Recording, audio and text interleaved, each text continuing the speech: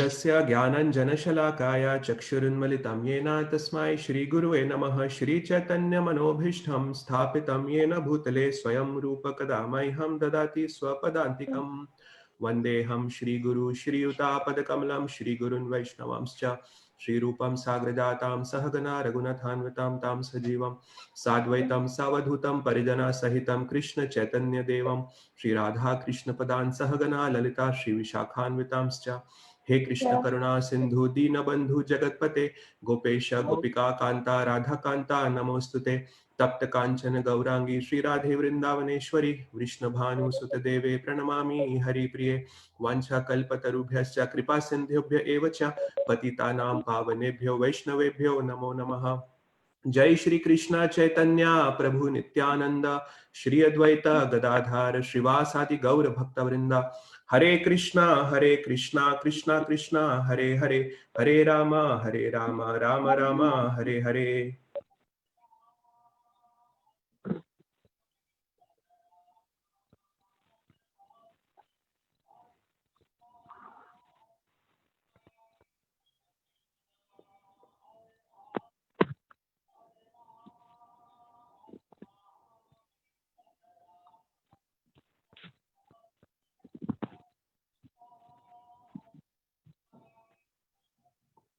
Okay, so we are going to discuss from the 10th canto, 33rd chapter, titled The Rasa Dance, verses 26 and 27. Everyone is able to see the screen, right? Yes, Prabhu. All right, so let's recite these verses. Shri Parikshit Uvacha Sri Parikshit Uvacha Samstha Samsthapanaya Dharmasya Samstapanaya Dharmasya संस्थापनाय धर्मस्य Prashmayetarasya Cha Prasmayatarasya तस्याश्च Avatirno Hi Bhagwana अवतीर्णो भगवान् Amshena Jagadishvaraha Amshena Jagadeshwar नाटकेश्वर Sakatham Dharma Setunam सकलं Katam Dharma Setuna धर्मसेतूनां Vakta Karta Bhirakshita Bhakta Karta Virakshita Pratipam Acharat Brahman प्रतिपन् अक्षरात् ब्रह्मम् Paradarabhimarshanam.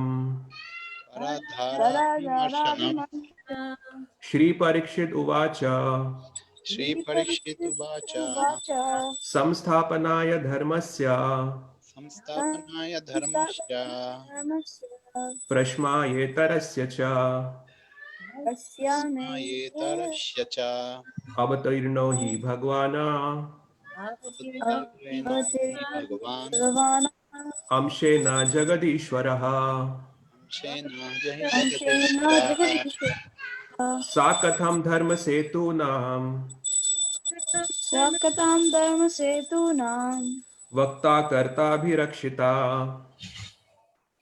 वक्ता कर्ताभिरक्ति च Pratipam Acharat Brahman प्रतिपम् अक्षरात् ब्रह्मम् Paradarabhimarshanam.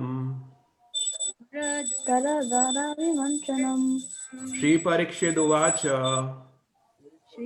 श्रीपरीक्षितुवाच Samsthapanaya Dharmasya संस्थापनाय धर्मस्य Prashmayetarasya Cha Prasmayetarasya Cha Avatarino Hi Bhagwana Avatarino Hi अवतीर्णो Bhagavana हि भगवान् Amshena Jagadishvaraha Amshena Jagadishvara अंशेन जगदीश्वर Sakatham Dharma Setunam Nakatham Dharma कथं Setuna धर्मसेतूनां Vakta Karta Bhirakshita Vakta Karta Virakshita कर्ताभिरक्षिता Pratipam Acharat Brahman Pratipa Acharat Brahman प्रतिकामाचरद् ब्रह्मन् Paradarabhimarshanam. Paradhara Vimarshanam परधराभिमन्त्रणम् Anyone else would like to recite the verse?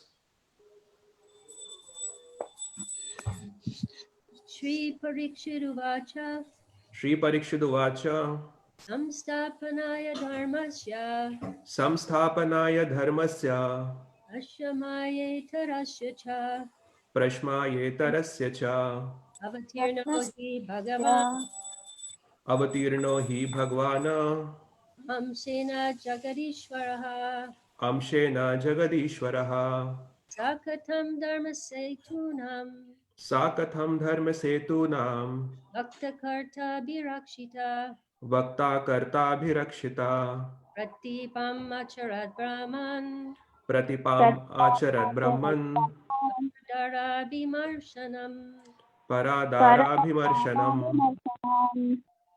Anyone else? Shri Parikshit Uvacha Shri Parikshit Uvacha Samstapanaaya Dharmasya Samsthapanaya Dharmasya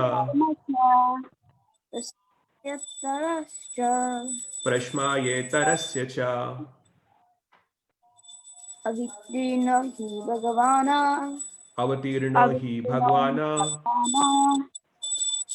Amsena Jagadishvara Amshena Jagadishwaraha Sakatam Dharma Setunam Sakatham Dharma Setunam Vaktakara Dimachita Vakta Kartabhirakshita Pratipam Acharat Brahman Pratipam Acharat Brahman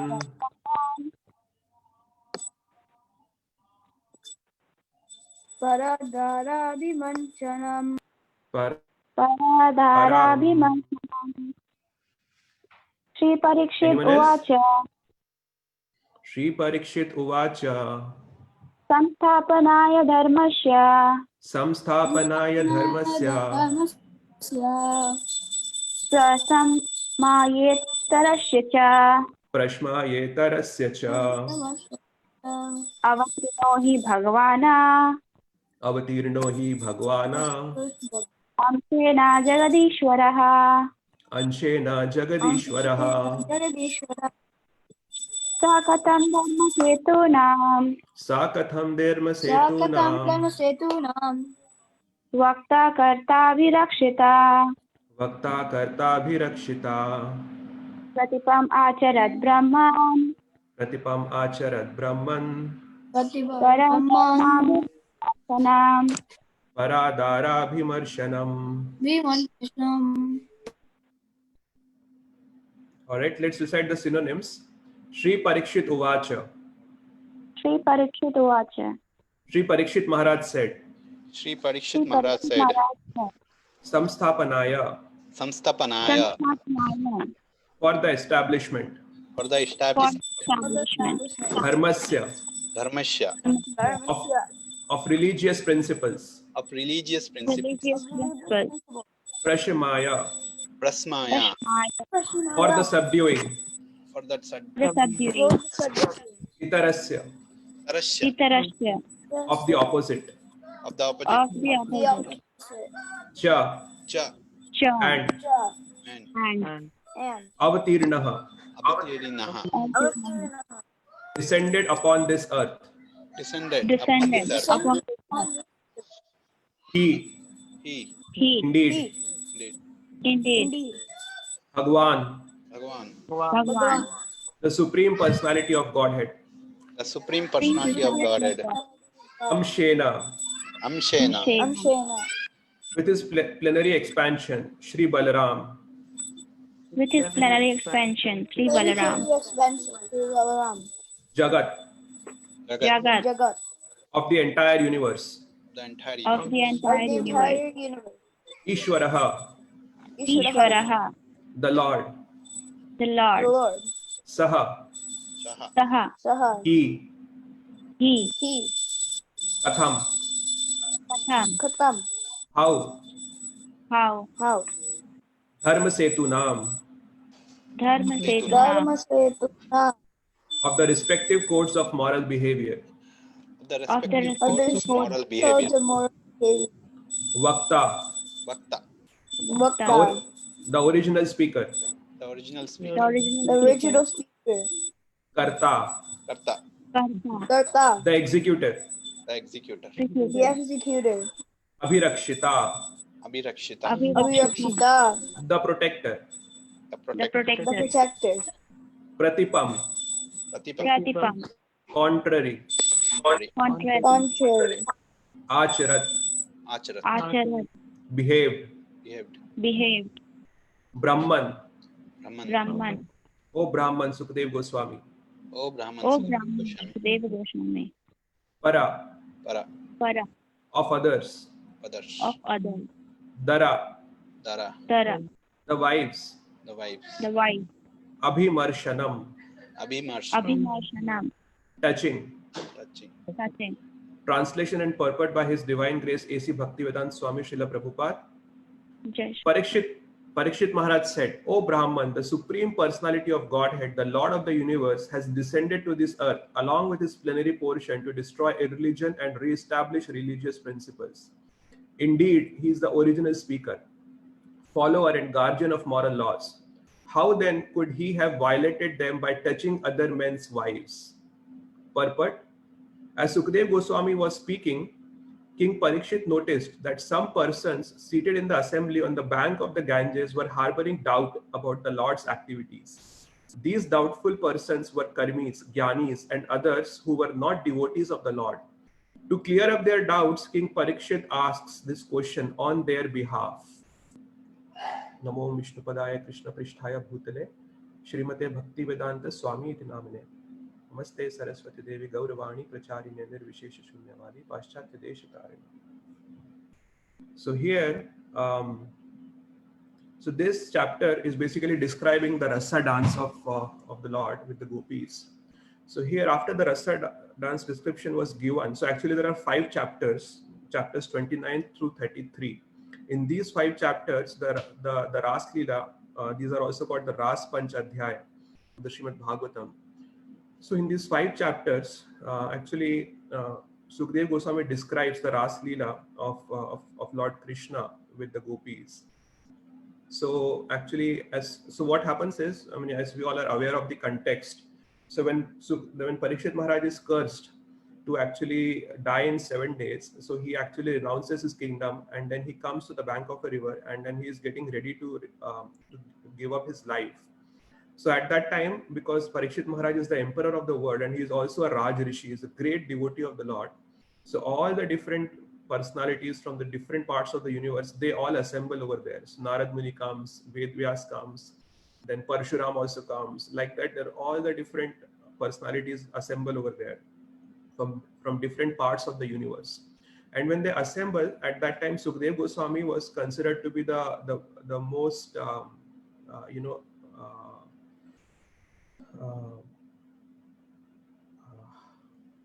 most authoritative person amongst the people who have assembled, and then he has been chosen to speak to the king, about what is the dharma of a person who is about to die in 7 days. So then he basically speaks the Bhagavatam, and the Bhagavatam comes in the culmination in the 10th canto, where all the pastimes of Lord Krishna is described. So here, actually, there are many different personalities sitting over there and listening. And when the Ras Leela section was described, at that time, Parikshit Maharaj notices that, there are many different people who are, they didn't like that. They were a little disturbed by hearing those pastimes. Why is Krishna dancing with the wives of other men? So Parikshit Maharaj is a very intelligent person. He could see that discomfort on their faces. And then he himself, he asked this question. Sometimes when we go into a class, and then we ask a question for someone else so that the other person can understand, how things are. So we ask a question to the speaker so that the other person could understand. So similarly, here Parikshit Maharaj is asking this question on the behalf of other people so that, they get the answer from Sukadeva Goswami himself, who has been considered as the authority on on dharma, on religious principles. So when he asks, at that time, Parikshit Maharaj starts speaking. So in the next 5 to 6 verses, he talks, he basically gives different levels to understand these leelas. So actually, now this is one question that has actually disturbed many of, since that time onwards. Even today, These questions are asked even in our classes. Many times devotees have asked these questions, and generally so actually not just in our classes, even there is a Bollywood song also. Some people from India would know about that song. So there is a song that I don't exactly remember, but the wording is something like if Krishna kare to ras leela, or hum kare to character dhila, something like that. If Krishna does it, then it is called ras leela, and if we do it, then we are considered as loose character. So actually, this is one thing that is disturbed, or people have also tried to take advantage of these things. There are many different Christian preachers who actually use these points, and then they try to convince the Hindus, when they try to convert them to Christianity, that how could you worship an immoral God? Your God is immoral. He performs so many different activities which are not moral. So how could you worship a person who is so immoral? And many Hindus also agree that yes, Lord Ram is so good. He is so exemplary. His character is exemplary. But Krishna is not so good. No, he has performed certain things so they also agree sometimes. So generally, whenever these kind of discussions happen, the devotees try to explain this by saying that all the living entities are parts and particles of Krishna. So there is nothing wrong over there. And this description is correct, but still it does not satisfy the heart. We still see that even after giving this explanation, the people who are asking this question, who genuinely want to understand, they don't satisfy, their hearts are not satisfied. So I thought we can just quickly talk about these and understand how our acharyas have explained these things. There are different acharyas. Even Srila Prabhupada have explained this elaborately in different writings that he has given, even in his lectures. So we can quickly see how our acharyas, even the Gaudiya Vaishnava acharyas, including Srila Prabhupada, has described these things.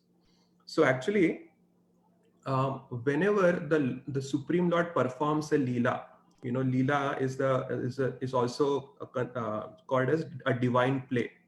Now, every leela that the Lord performs, there are two aspects to that leela. The first aspect is the tattva, the philosophical truth. And Krishna actually repeatedly says this in the Bhagavad Gita. The first time he says this is Janma Karma Chame Devyam Evam Yaveti Tattvataha. One who understands my leelas, my appearance, and my activities in truth, the philosophical truth, he will not come back to this earth again. He will come back to my spiritual abode. And then repeatedly in the 10th chapter, in the 11th chapter, in the 12th chapter, he repeatedly talks about tattva, understand me in tattva. So the first aspect of the Leela is tattva, the philosophical truth. And the second aspect of the Leela is the rasa, the mellow. The Lord, when he is performing Leelas, he wants to relish certain certain rasas. So actually Krishna is also called as Rasraj. Now we have a Rasraj Prabhu, he is Rasraj, but Krishna is also Rasraj. That is one of his name. Therefore, Rasraj Prabhu's name is Rasraj Das. He is the servant of that Rasraj, who is Krishna. So actually, the word Rasraj means he relishes all the different rasas in full. So actually, if we see the pastimes of Krishna, he is the dearmost person in Vrindavan. He has very sweet exchanges with his friends, with the gopis. Not only with his friends and gopis, but with all the elderly gopas and gopis also. All the different elderly gopis, they also wanted to have Krishna as his son. And actually Krishna fulfills that wish during the Brahma Vimohan Leela.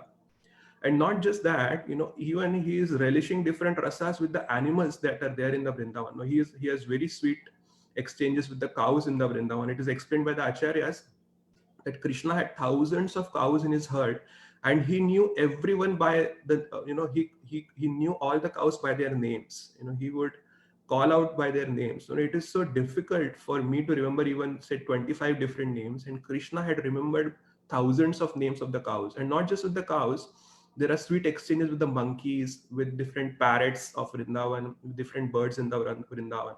So Krishna actually is such a lovable person. He wants to exchange sweet leela, sweet leelas with the different inhabitants of Vrindavan. But technically speaking, there are 5 primary rasas that are described in the scriptures. And all of us know about those rasas, but let me quickly mention those rasas for the purpose of our discussion. So the first rasa is Shanta rasa, which is neutral or silent admiration of the Lord. The second rasa is Dasya, it's a servitorship. we want to worship the Lord in the mood of a servant. And this dasa rasa actually permeates all other rasas. Even in the other rasas, this servitorship is there.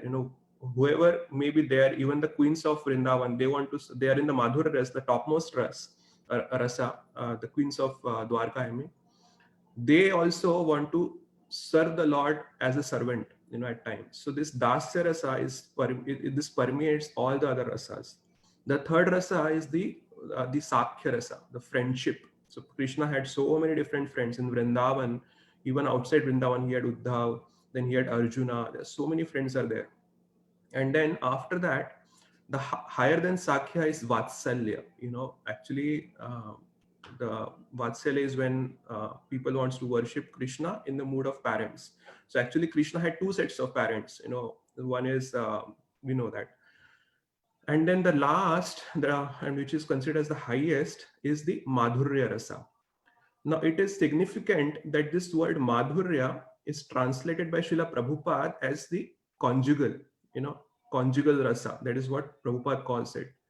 Whereas Srila Bhaktisiddhanta Saraswati Thakur, Prabhupada's spiritual master, he translates this Madhurya as amorous. Excuse me. The amorous rasa. So anyone would like to mention what is the difference between conjugal and amorous? Excuse me. This is a question to everyone. What is the other one, Prabhuji? So first is conjugal and the second is amorous. Prabhupada translates this as conjugal and Srila Bhaktisiddhanta Saraswati Thakur translates this as amorous. Okay, let me explain. So actually conjugal means,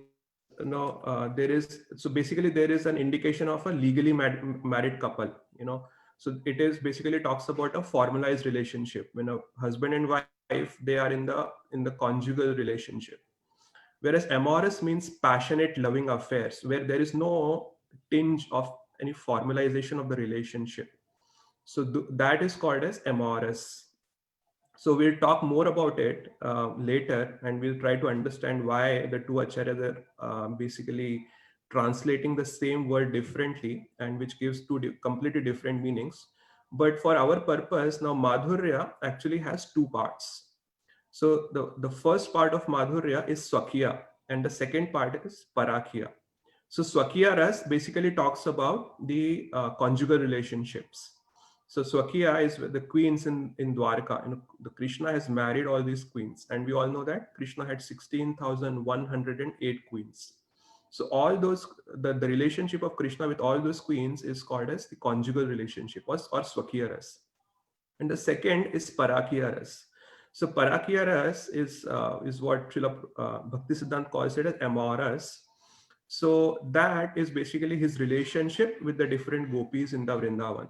There is no formalized relationship of even Krishna's relationship with Radharani is considered to be in the Parakya Ras, where either Krishna is, either the gopis are either married to some other men, or they are basically not married to Krishna. So his relationship with those gopis where the relationship has no formal connotation. Okay, now let's try to understand this, how it works. So actually the Ras Leela section begins in the chapter 29. So the first verse of the chapter 29 but there is the word comes Yogamayam Upashritaha. So Yogamayam Upashritaha means that the Lord took shelter of Yogamaya. He saw the beautiful autumn atmosphere and he desired to perform loving pastimes with the gopis. And for that purpose, he took shelter of Yogamaya. Now we see that the whole Bhagavatam describes that the different tattvas, they take shelter of the supreme tattva, which is Krishna. Now Krishna is the ashraya and everything else is the ashrita. But the same Bhagavatam is describing that the same supreme ashraya, he took ashraya of something else. So how does this happen? So actually, if we consider Krishna Lila as a drama, not in a sense of unreality, but it is actually the supreme reality. But drama in a sense that it is all enacted for the performance of loving exchanges. So in this sense, we can say that Krishna is like the central actor in the drama, and all the Brajvasis are like other actors. And Yogamaya is like the director. So the actors, no matter how much talented they are, they act as per the direction of the director. The director would say, do this, and the creativity of the actors is to enact it all. So in that sense, when the Bhagavatam says Yoga Mayam Upashitaha, Krishna took shelter of Yoga Maya. What it means is Yoga Maya is like the director and Krishna is like the actor. And Krishna wanted to have loving reciprocation with the gopis, and so he took shelter of Yoga Maya. He entered into that role that he is Kishore Krishna. He's a teenager, he's a youth, a young boy, and the gopis are like young girls. And in that mood, they started performing pastimes. So when Krishna enters into that mood, the entrance into that mood is by the arrangement of Yoga Maya. Now, when Krishna is running away from, you see there is the Leela where, it's a very celebrated Leela actually. It is the Damodar Leela.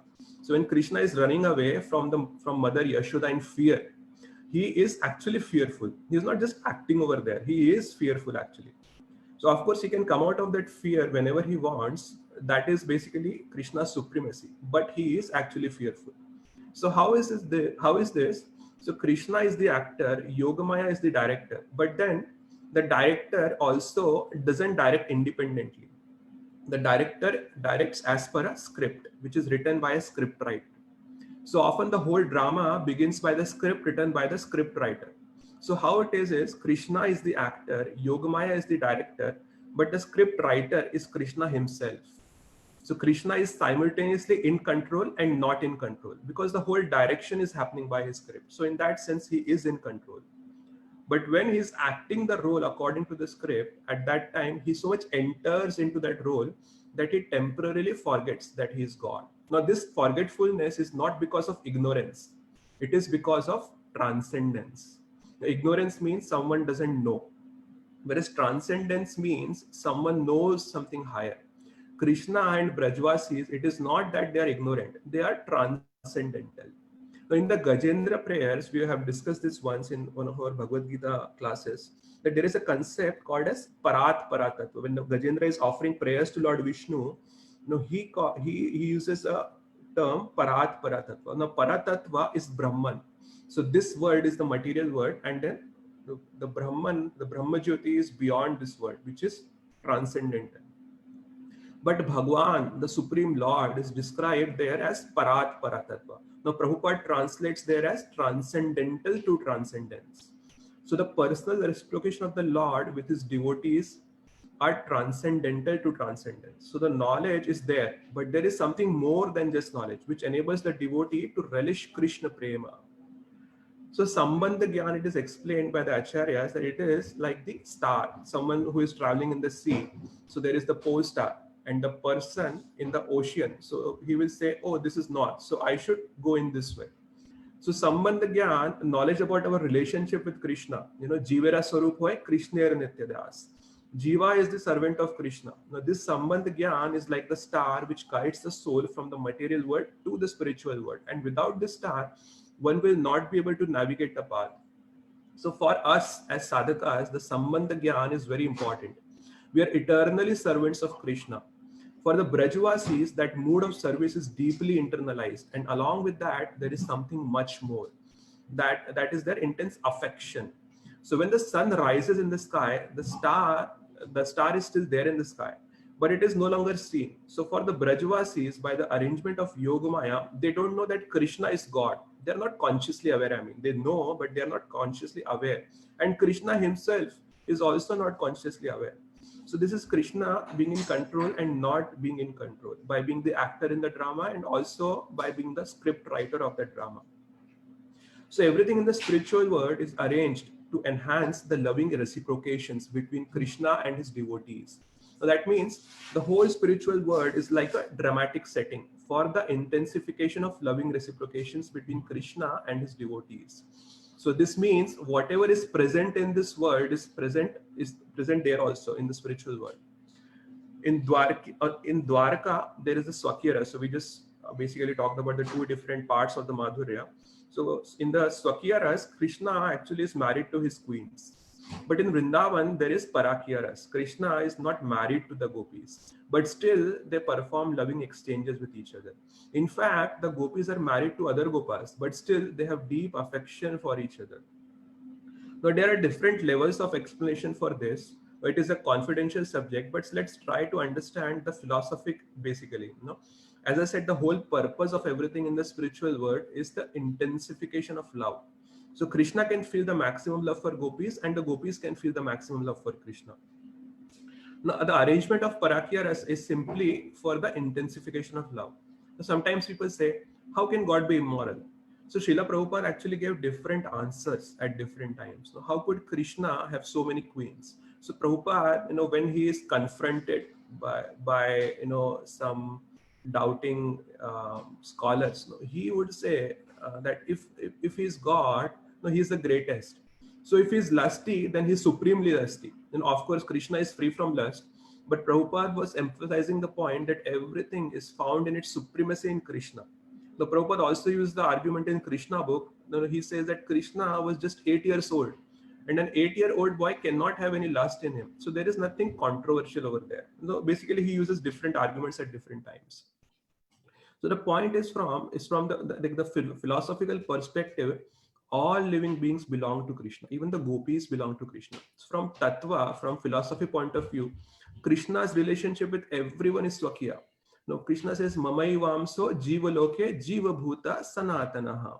And on top of that, even in the Upanishads, it is described, the position of God is described as Patim Patinam Param Parasthat. He is the Pati of all the Patis. He is my Pati also. So the word Pati actually has a very deep meaning. It's not just husband. Pati means the one who maintains. And we see there is a prayer also that comes in the 5th canto of Srimad Bhagavatam, where all the different inhabitants of the universes, they are offering how, it is described by Sukdev Goswami that how they worship the Supreme Lord, and they offer different kinds of prayers to the Supreme Lord.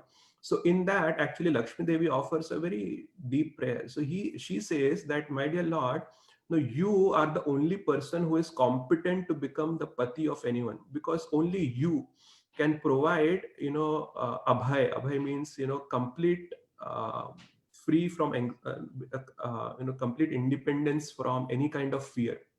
Nobody else in this universe can provide that abhay. So only you are competent to be a Pati of anyone. So actually the Lord is the Pati of everyone. He's called Jagat Pate, that is, he's the Pati of all, the whole entire universe. So going back to the drama example, suppose there is a family, husband and a wife were married to each other in real life, and then they participate in a drama. And in that drama, the wife and the husband are not married to each other. Actually, in the real life, they are married, but in the drama, they are not married to each other. So Prabhupada gave example of an upside down banyan tree. This is an analogy that comes in the 15th chapter of Bhagavad Gita. We can discuss that. This is the first verse of the Bhagavad Gita. So what it says is, there's upside down banyan tree, and there is a reflection that is falling. So whatever is at the bottom, in the reflection is at the top in the reality. So mango, which is at the bottom in the reflection, is actually at the top in reality. So like that, what might seem immoral in the material world is actually supremely moral in the spiritual world. It is the highest. So when a boy and a girl want to have a relationship with each other, once they get married, they start talking, they start taking each other for granted. Now, they are always there for each other, and often the love wanes. Now, of course, there are other reasons also. They start seeing each other's negative side. But the maximum reciprocation of love is when the relationship is being formed. When they are meeting each other, they are eager. When will they meet again? When will we go on date again? So there is so much eagerness over there. So when the relationship is just being formed, it is not yet formalized. At that time, the intensity of the mutual attraction is the maximum. And further, whenever there is obstacle, of their meeting, say for example, the girl would say that my parents are not allowing me to meet you, and then they would they would hide and meet each other. So with the opposition increases the excitement. So we will we'll say that we'll meet over here, we'll do this, we will do that. So now this, of course, often leads to immorality in the material world. But the point is that when the relationship is not yet formal, the intensity is much more, and the excitement associated with the relationship is much more. So in the spiritual world, it is arranged in such a way that although Krishna and gopis are eternally Swakiya, but for the sake of Leela, for the sake of intensifying their attraction, increasing the excitement in their mutual dealings, it is arranged that Krishna and the gopis, they are not married to each other. And then whenever they want to meet, each other, then there is so much excitement. Now it is also said that Radharani is married to another Gopa. What is the name of that Gopa? Anyone would like to mention the name? What is the name of? Abhimanyu. Yeah, Abhimanyu. So who is actually Abhimanyu? It is described that Abhimanyu is an expansion of Krishna's shadow, and he never touches Radharani. And then there are Abhimanyu's sister and mother, Jatila and Kutila, and they are constantly obstructing Radharani to meet Krishna. So the whole purpose is simply to intensify the excitement. So in the setting of Parakya Ras, in the material world, it is arranged in such a way that obstacles are created for their pastimes. And when the gopis, when they overcome those obstacles and they come to meet Krishna, they themselves come to know how intense is their love for Krishna. And the world also comes to know how glorious is their love for Krishna. So the setting of the Parakya Rasa is simply to enhance the intensity of the love. Now from the philosophical perspective, it is Swakya. But from Rasa perspective, it is Parakya for the sake of enhancing the intensity. So remember the first thing that we discussed, the two aspects of Leela. So we had the first aspect is the Tattva and then the philosophical truth. And the second aspect is Rasa. Now, having said this, actually our acharyas are also very careful. Now, they explain at different levels so that there is no impression that Krishna is immoral. And this basically is done at various levels, as I said. So first of all, in the same verse, when Parikshit Maharaj notices that some of the sages are uncomfortable, therefore he himself asks, Krishna is supposed to maintain dharma. How could he be doing something like this? So Sukdev Goswami answers at different levels. So one of the explanation that he gives of the law means that he is superior to moral principles. Now, morality is below Krishna. If anything is above Krishna, then that becomes God. So morality is not above Krishna. Bhaktisiddhanta Saraswati he gives an example of a lamp. He says that when we go in dark, suppose we are stepping outside in the dark, so we need a lamp to see. Unless we have a lamp, we won't be able to walk in the dark. We won't be able to see anything. So our moral principles are like that lamp. We have sinful desires. We have selfish desires.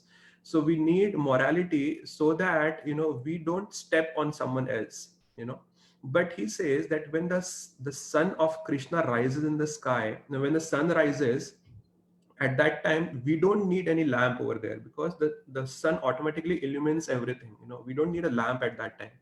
Similarly, he says that Krishna is like that sun. Krishna doesn't have any immoral, any selfish desires. He doesn't have any lusty desires. He is free from selfish desires and he is free from lust. So Krishna doesn't need that lamp. So he doesn't need any moral principles over there. So Bhagavatam also uses the example that by chanting Krishna's name, people become free from lust. Now, how would it be that Krishna himself is lusty? It's not possible. So Bhagavatam itself uses the example. Now, Acharyas explained that the relationship was not immoral because the gopis desired to have. This is one other explanation given by the Acharyas, that the gopis actually desired to have Krishna as their husband. So what did they do? They performed the Katyayani Puja. And actually Krishna fulfilled their wish. So at the time when the gopis were bathing, at that time, Krishna basically accepted all of them as his wife. So in that way, he actually fulfilled their wish. So also it is explained in the Brahma Vimohan Leela. When the Brahma Vimohan Leela was happening, so at that time, Lord Brahma took away all the gopas from the friends of Krishna, the small gopas. All of them had been taken away by Lord Brahma. And then at that time, what Krishna did is he expanded himself in different gopas. So when he expanded himself in different gopas, at that time, the Yogamaya comes as Puranmasi. Puranmasi is one of the character in Barsana. So she comes, she's an elderly lady. She's the grandmother of Radharani. So she comes over there and then she says that no, this is the time for everyone to get married. So let us get them married. So all the different gopas, they get married to the different gopis. But who are the gopas? Actually, it was Krishna only. Krishna actually married all the different gopis as he has expanded himself as different gopas. So he gets married. And not only that, in the Mandiravan, there is a place where Radha and Krishna gets married, and Brahmaji himself comes and he performs the marriage. This is actually quoted by Srila Jiva Goswami, and he gives elaborate philosophical context. He describes from various, he quotes from different shastras, and then he describes that how in Mandiravan, Krishna and Radha got married, and Brahmaji himself performed that marriage ceremony. It's also in one of the Puranas. I can give the reference later. Yeah, exactly. So Jiva Goswami is actually quoting from the Purana. I believe it is the Brahman Puran, but I have to again look in Gopal Champu. But Jiva Goswami explains in Gopal Champu elaborately that how Krishna, after he goes to Dwarka, he comes back to Vrindavan again, and then he marries all the gopis again. So he has married the gopis once as the different gopas, but he again comes back from Dwarka, and then he marries all the gopis. So he quotes from different scriptures. So actually Jiva Goswami also describes in Gopal Champu that when the gopis were married apparently to the other gopas, so he actually gives an example that just as when Mother Sita was abducted by Ravana, so actually Ravana abducted a Maya Sita. The pure Sita was untouched, and she was always with Lord Ram. Actually, she was in the custody of Agni. So, and that is why there is this the Agni Pariksha pastime that happens. But the Maya Sita was what was kidnapped by Ravana. Similarly, actually, Jiva Goswami describes that there were two sets of gopis. So the one set of gopi were actually living with their husbands, and the other set of gopis were always with Krishna, and they were untouched. So these, the original set of gopis is actually what is, they are actually performing the Ras Leela. So the point of discussing all this is that actually there is no immorality over there. No, it is at the level of highest morality. Now coming back to the earlier, we have less time, so I am trying to summarize it quickly. So coming back to the original, discussion that we had, the Madhurya, it is translated by Srila Prabhupada as conjugal, and Bhakti Vinod Thakur actually, he translates this as amorous. So actually what Srila Prabhupada is focusing is on the part of Tattva. When we look at it from a Tattva point of view, everybody is married to Krishna. Krishna is the actually Pati of everyone. But from a Rasa perspective, it is amorous. There is, Bhakti Siddhanta Saraswati Thakur is focusing on the Rasa over there. So that is why there is a little disconnect, but actually it is not a disconnect. They are just talking about two different aspects of the same relationship. So actually there is another thing that we need to understand, that say for example there are elevated literatures written by different acharyas, like for example Gita Govinda. The Gita Govinda is actually, it is a very popular book written by Jayadev Goswami. He was an acharya who appeared before Sri Chaitanya Mahaprabhu had appeared. So the Gita Govinda, actually the setting of Gita Govinda, actually what it is, so actually Radha and Krishna were supposed to meet at a specific place at a specific time. But at that time, Krishna couldn't come over there. He is actually meeting some other gopi. And then he comes late to meet Radharani. And then Radharani is upset with Krishna. She says, why did you not come? Where were you? So I don't want to meet you. Because you have come late, I don't want to meet you. Now the whole Gita Govinda, the plot is basically how Krishna, he is trying to appease Radharani, and then in different ways, and then finally he wins her over. So actually, if we look at it from a mundane point of view, it sounds very mundane. There is Krishna is supposed to meet Radharani, but he's actually meeting some other gopi. But our acharyas actually have relished this. So many different acharyas have relished this. Actually, Chaitanya Mahaprabhu himself, it is described that Chaitanya Mahaprabhu, whenever he would listen to this Gita Govinda sung by anyone, he couldn't just stop himself. He would run in that direction. So he always relished. Now, if there was anything mundane over there, now why would these great acharyas, who are renunciates of the highest order, even Madhvacharya, other acharyas also have relished this. Why would they relish these kind of things? There is actually nothing mundane over there. So understanding of the tattva is essential before understanding the Leela. So there are skeptical people who look at the pastimes of Krishna and gopis, and they say that this is immoral. But there are the greatest saints in the history of the world, and none of them considered Krishna to be immoral. Rather, they worshipped Krishna. They offered their homage to Krishna. And not only did they offer their homage to Krishna, by offering their worship to Krishna, they actually became more and more moral. already the pure souls worship Krishna, and when the impure souls worship Krishna, they also become pure. Therefore, actually in the pastimes, there is no immorality. But to understand Krishna's transcendental position and his pastimes with the gopis, one has to understand his position. And that's why the Bhagavad Gita also says, Janma karma chame divyam evam yoveti tattvataha. One has to understand in tattva, in truth. So when we understand the philosophical background with which the whole Parakya Rasa is enacted, we see that the Parakya Rasa is meant simply for magnifying and intensifying the love, for enhancing the sweetness of the pastimes. Now in Vrindavan, love reigns supreme, and for the sake of love, God subordinates his godhood, and morality is also subordinated. But God, he always remains God, and morality always remains true. Now this is the extraordinary nature of the pastimes of Krishna with the gopis. Now quickly, we don't have much time left, but quickly talking about the wives of Krishna. People also say that, no, why would Krishna need to have 16,108 wives? It sounds like too much. No, why would someone do that? Okay, you can have one wife, two wives, three wives. Why had 16,000 wives? So actually, we understand from in the Bhagavatam, most of us know about it, but actually Krishna had 8 principal queens. So, and I don't want to get into names, but the other 16,108, so 16,100 queens, actually what happens is, there is a demon named as Bhaumasura. So he had abducted the different princes from different parts of the world.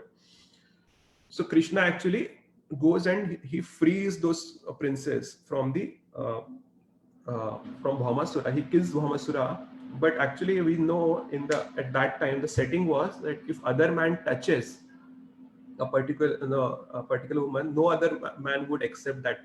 There is these pastimes of even Lord Ram had to give up Mother Sita. And then there is also this pastime of Amba. When Bhishma kidnaps Amba, so her lover, Shalva, he rejects Amba. He says, no other man has touched you, I would not accept you. So actually, no one would accept these princes. So actually, they request Krishna that you please accept us, my dear Lord. So at that time, for doing anugraha, for being compassionate on those princes, Krishna actually accepts those 16,100 princes as his wives. But originally he only had 8 principal wives. Now actually Jiva Goswami also explains in the Gopal Champu, the different gopis, they actually expand in the form of Krishna's queens in Dwarka. So he explains that how anyone knows this. Jiva Goswami describes that the different gopis expand themselves as the queens in Dwarka. So which particular gopi is which queen of Krishna? Anyone has any comments on that? Okay, we don't have much time, so let me quickly summarize there. So actually he describes that there were 2 sets of gopis in Vrindavan. There is the right wing gopi and the left wing gopis. So the first so there are gopis like Radha. So Radharani is the leader of one set of gopis. And so they actually, and the other set of gopis, the leader is, I'm missing the name. Chandravali, Prabhu? Chandravali, yes. Thank you, Mataji. So Chandravali and her friends, they're always trying to please Krishna. They are always, no matter what Krishna, even if he comes late, they will say, oh, thank you, at least you came. So they will they will fall over for Krishna. Whatever Krishna wants, we'll do it for Krishna. And then there is other set of gopis headed by Radharani. So Krishna is trying to please them by different ways, and they are always trying to tease Krishna in different ways, and they are trying to run away, but Krishna is running after them. So actually both are pleasing to Krishna. Jiva Goswami gives an example that just as there is like food cooked in ghee, so that is called as Ghat Prem, and then there are delicacies cooked in honey, so they are intoxicantly sweet. So like that, Chandravali's love for Krishna is like the Ghat Prem, the food cooked in ghee, and Radharani's love for Krishna is like the delicacies cooked in honey. So actually he explains that Radharani expands herself as Satyabhama in Dwarka, and Chandravali expands as Rukmini. and we see there are different pastimes. We don't have time to get inside that, but we see that actually how Chandravali or Rukmini Devi is always trying to please Krishna in different ways, whereas Satyabhama, there are some little spicy relationship with Krishna. So actually also Jaydev Goswami in his Gita Govinda, what it is, how it is explained is that there is a place in Barsana that is called as Man Mandir. So at that place, actually Krishna touches his head on the foot of Radharani. So when Jaydev Goswami had to write it in Gita Govinda, he thought that how could I write this thing in the, the whole world is trying to touch the feet of Krishna. How would I write that Krishna touched the feet of someone else? So actually he didn't write that in the Gita Govinda, and it is explained that he actually, while he was writing that, he was a little disturbed.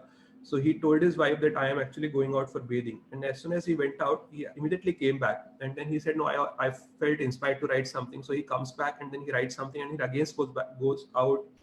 And immediately after that, he comes back again. So his wife asked him, what are you doing? You just came back, then again, you went, then you came back, again you went, then again you came back. So then he says, what do you mean? I just went once and then I just had my bath and then coming back. So then she says, who was that person who just came? So actually, what did he do? He asked his wife. So he said that, she says that, no, he just went and then he wrote something. So he goes to and then checks. And then actually whatever Jaydev Goswami was actually hesitating in the writing, in the, in his Gita Govinda, actually that has been written. Then he understands that actually Krishna himself had come to write that part. So he wanted the whole world to know the glories of Radharani. So that's why he actually writes that in the Gita Govinda. So actually, even the queens, it is said by Acharya, they are gopis in Vrindavan. So Jiva Goswami, for like that, he explains which particular gopi has expanded as which particular queen in Dwarka. So actually, let's just quickly conclude. Now, all said and done, still, there is this verse that comes in Bhagavad Gita, which Krishna himself speaks. Now, it is mentioned by Krishna. This is verse 3.21. Yad yad acharti shreshthas tat tat eva taro janaha. Sa yad parmanam kurute lokas tad anuvartate. Whatever action a great man performs, common will follow. And whatever standards he sets by exemplary acts, all the world pursues. So actually, the skeptical people, they would say, no, whatever action the great man performed, the common man would follow. So why would Krishna act in such a way? He was God himself. People are bound to follow his action. So why do these things? So actually, Acharyas explain for this. They explain that actually Krishna, when he was living in Vrindavan, at that time he was just a small little boy, 8 years or 9 years old. And an 8-year, 9-year-old boy is not a Shrishti. He is not a leader in the society which anyone would like to follow. No, who would want to follow a small little boy, and who would want to follow? Forget about boy. He is just a cowherd boy. Is a cowherd boy is never considered to be a leader in the society.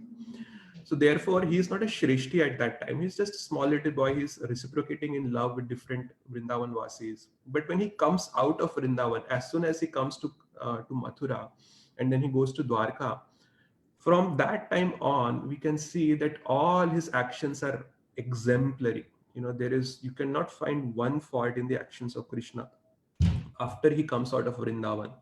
So in Dwarka specifically, Narad Muni also describes that when Krishna, he visits, when Krishna is living in Dwarka with his 16th son, 108 queens. So he would get up in the morning, he would, first meditate, and then he would do all the different kinds of activities that needs to be done. He is also, trying to arrange for the marriages of his son. He's also very dutifully, attending to the different things that is to be attended in the royal court. So all his activities are extremely exemplary. So if you have to take this verse, then you have to understand that the Krishna of Dwarka, Krishna of Kurukshetra, that is Shrestha. But Krishna in Vrindavan, he's just a small little boy, just as a cowherd boy. So that time is not a Shreshti. So Prabhupada was once asked, "Now please tell about Ras Leela." So Prabhupada replied, "Now first Kurukshetra Leela, then Ras Leela." So Kurukshetra Leela means Krishna spoke the Bhagavad Gita over there. So first understand the tattva, the position of Krishna, and then try to understand other things. So at one level, it is said that we should not discuss the Ras Leela only. No, and that is true. We should not discuss the confidential aspects of it. But the fact is that if we don't understand it and if we are not able to explain it, people are going to get some understanding or the other of it. And most likely their understanding is going to be a misunderstanding. So we cannot understand it enough to be able to relish the intimate exchanges of those pastimes. But we can, and we need to understand it enough so that we can at least help those who have got some misunderstanding, so that we can at least explain how it is not immoral, it is transcendental. So I'll just conclude with one last point, that Ras Leela section ends with the verse where Sukdev Goswami says that whoever hears this Leela of Vishnu will become free from lust. Now, this is what the last verse says. Now, this Leela of Vishnu, whoever hears this, he will become free from lust. So this also reinforces that these pastimes are not mundane. These are supremely sublime. So with this, I'll just stop here and see if there are any questions. Anyone has any comments, questions, any reflections, anything at all? You were so clear, Ganapati Govind, that if I had any questions, you answered it. Thank you, Mataji. Hare Krishna Prabhu, I have a comment and a question. Yes, Mataji. Like I read that from Srila Prabhupada, like said, like when we are reading Srimad Bhagavatam, we cannot go to the 10th canto directly, because in case like the 10th canto is considered to be the face of Krishna, so we need to go from the lotus feet and then only we have to reach the face, because from the first canto till the 9th canto we are reading more about the tattvas, about what is Krishna and how the different avatars and what you are doing and all that. So we will be understanding the truth so deeply till 10th cantos, and when we enter into the 10th canto, we will understand that in that mood we will understand how to have to continue it after that. So I was currently in reading this Uddhava's but I was being from the Ras Leela to that. So I really get that realization that I have been reading that step by step, so that I'm able to understand so deeply that how to take this Leela in a different way. So it is not that we have to understand that in the form of the mundane lusty desires which we have in the heart. So we cannot able to understand like that. And the other question is like these gopis are like, I heard that these gopis are also like they are the sages from in the Rama Leela, like they have that intention in their heart that they want to have to marry Ram. So they have been personified as a gopis. They have come that in as an avatar, like in Gopis Leela. Is it true, Prabhuji? Like I heard like that. Yeah, actually, so yes, Mataji, thank you for bringing that point. That is an important point. I should have talked about it. So yes, what you said is right. So, but it's not just that. There is more to it. So actually, Acharya has explained that even the gopis, now there is this question raised. Now the love of gopis seems so out of the world. Now they are in a different category itself. No, you just cannot attain that kind of love for Krishna that the gopis had for Krishna.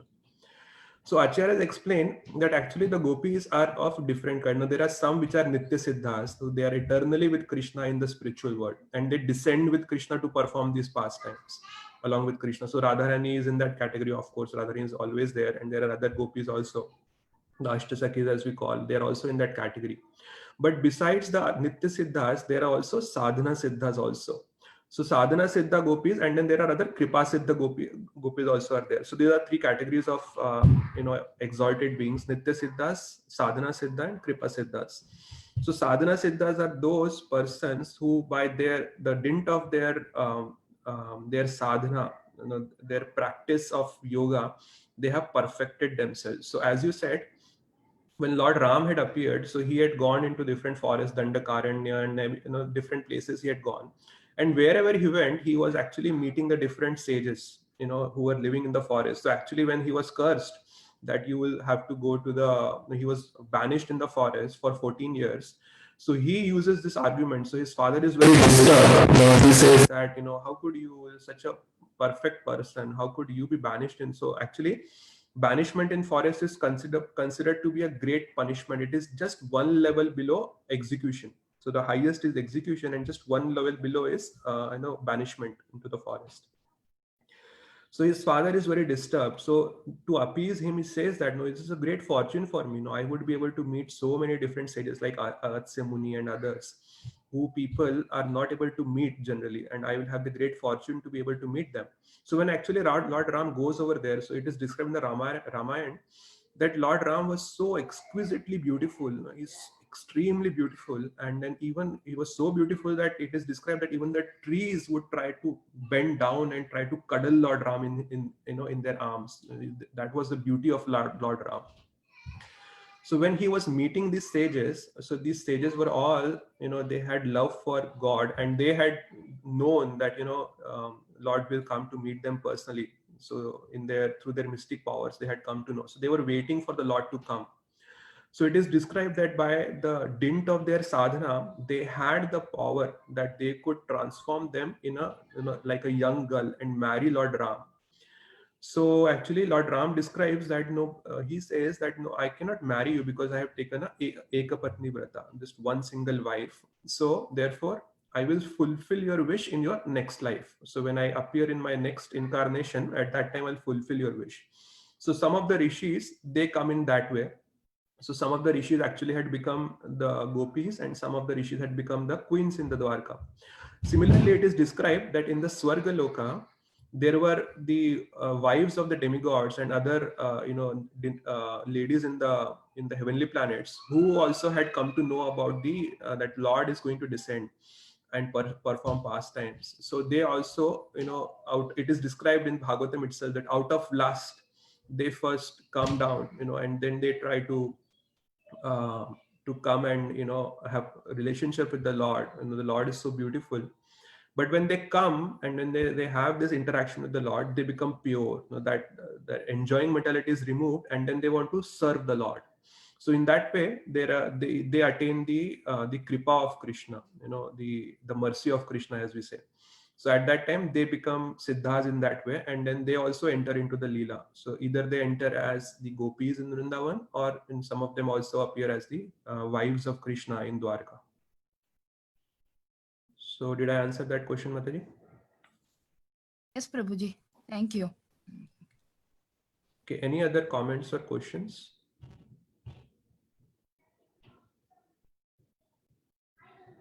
Prabhuji, Yeah. I looked at the definition of Swakiya and Parkiya. I read it in Prem Pradeep, a novel that is written by Bhakti Vinod Thakur, and he refers to Ujjwala Neelamani, Yeah. which is written by Jiva Goswami, and Jiva Goswami gives the definition of Swakiya and Parkiya in Ujjwala Neelamani, and he gives the definition: whoever accepts the Vedic rules and regulations of marriage, and the women who follow Pativrata Dharma and vice versa is called Swakiya, and the contrary, who don't follow the rules and regulations of marriage is still attracted to each other, that's Parkiya. Yeah, thank you, If Prabhu. anyone wants to read, it's in Ujjwala Neelamani. Yeah, so actually, so just to translate this in a context that we can understand, so Swakiya refers to the formalized relationship, and Parakya refers to a relationship which is not formal, which is not formalized. So yeah. Okay, Pyari Prabhuji, you want to make any comment?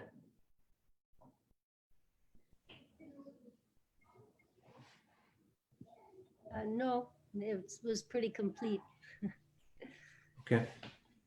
All I right. was also having the same comment, Prabhuji, that Prabhupada said we should first read nine cantos and then we should go to the 10th canto. So once we understand Tattva, then we will release the pastime.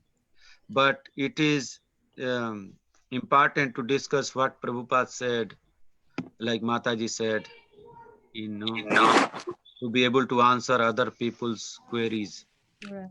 in relation to Ras Leela. Actually, Prabhupada says that first we should read Bhagavad Gita because that will give us the identity of God. So he says that actually Gita is like the graduation, Bhagavatam is the post graduation, and then go to Chaitanya Charitamrita, which is like the PhD.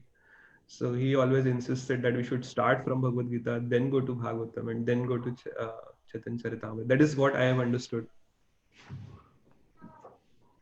Yes, Prabhuji, but some acharyas say that Bhagavad Gita was spoken in the war by Lord Krishna, and so that more explanation is in Bhagavatam. So they say that in one verse of Bhagavad Gita, it is explained in one chapter in Bhagavatam. So many questions that we need answers for, they are explained in great detail in Bhagavatam. So yeah, I was thinking when I heard that you are talking on Bhagavatam, that we should also start reading Bhagavatam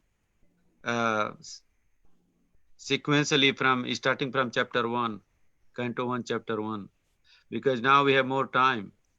So like we are reading Bhagavad Gita, we should also read Bhagavatam on Zoom. Yeah, that's right. Yeah. We are already reading it every week at least. Yeah. But Bhagavad Gita we kind of do daily. Yeah, that's true. Yeah. We should do like half and half. 4 days Bhagavad Gita, 4 days Bhagavatam. Bhagavatam. It's a good idea. You Hari mentioned this to- Bol. Or daily morning Bhagavatam class. Yeah.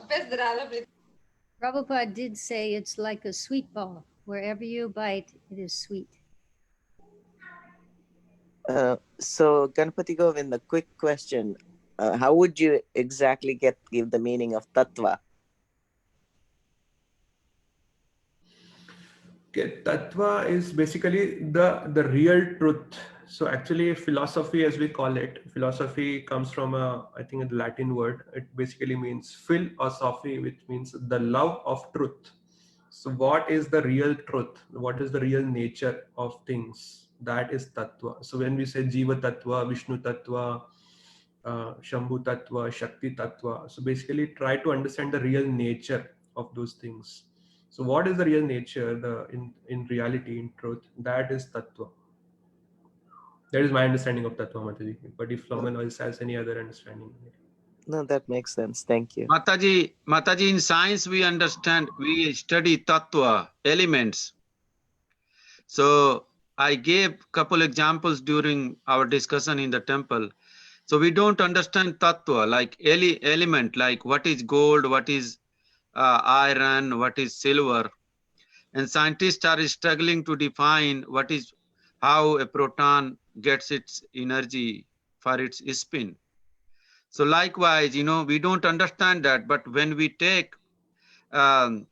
hear prayers of Lord Brahma to Lord Krishna in Brahma Samhita, then we understand all science, everything. Like Lord Krishna said in Bhagavad Gita that you get jnana and vijnana from me, and after this jnana, nothing will remain to know. So when I started reading Bhagavad Gita about 9 years back, I was thinking how it is possible that after hearing Krishna's Bhagavad Gita, nothing will remain to know. So which is true, which is true, because everything is explained there. What is matter, what is energy, what is time, what is this nature, and what is jiva, souls and super souls, everything. All the 5 topics in Bhagavad Gita explains everything that we can see and we can think, even about our mind. So that explains the tattva, that we understand everything completely. Yes, you're right, Prabhu. Srila Yeah. Prabhupada did say that Bhagavad Gita is complete in itself. Yeah. Exactly. Yeah. So once we understand all the explanations by Bhagavan Krishna in Bhagavad Gita, then we know the tattva that he is he is everything. What to call about husband and wife? The husband and wife system, the marriage system, we say it's Brahma Vibha. The system in Hinduism or in Sanatan Dharma was established and created by Brahma, Lord Brahmaji. And that's why we call it Brahma Vibha. And there are other version of Vibaha also. There are other version of marriage also. If you accept it, with mind, that's also one form of the marriage. I mean, you surrender of each other. There are different kinds. But Brahma Vibaha is like you are accepting each other in the presence of fire and all the rishis and all the day and night, air and fire, ether and sky. Everyone is sakshi. Everyone is witnessing that the marriage is performed and they are devoting each other in the service of Lord Krishna. So in that way we can understand. And a couple days back there was a question of like movies and stuff like that, what to watch, what not to watch. So once we understand the tattva, then the taste for movie will go away. We will not want to watch anything mundane because it's already nonsense, and why to waste time in that nonsense?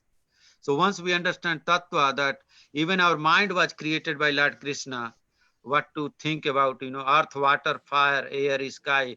Many people, 99% people of this world, they don't think about earth, water, fire, air and sky. Who created this? They don't bother about those things. They are already entangled in money and prestige and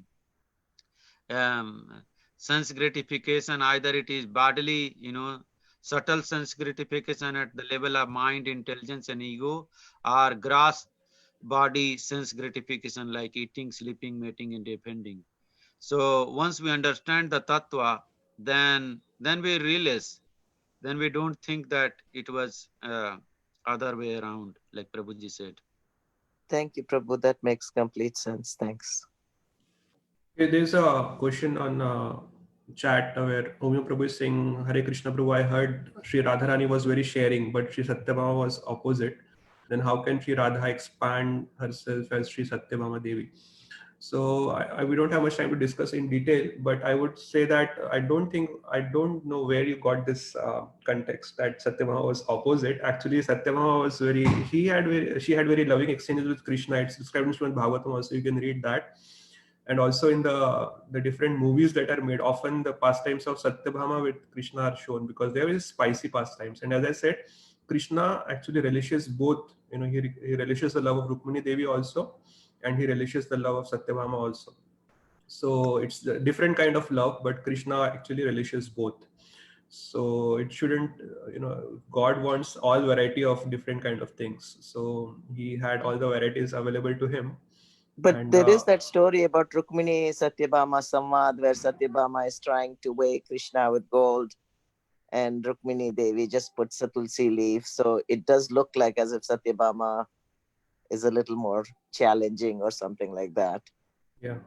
No, even if we look at the pastimes in Vrindavan, Radharani would always try to, tease Krishna along with Vishaka and Lalita. But in And, that pastime, it looks like Rukmini Devi had greater surrender.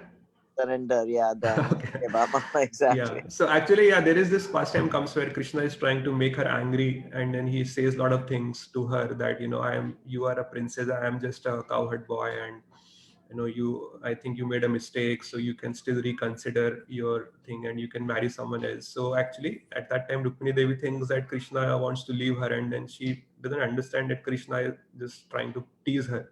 So she faints over there at that time.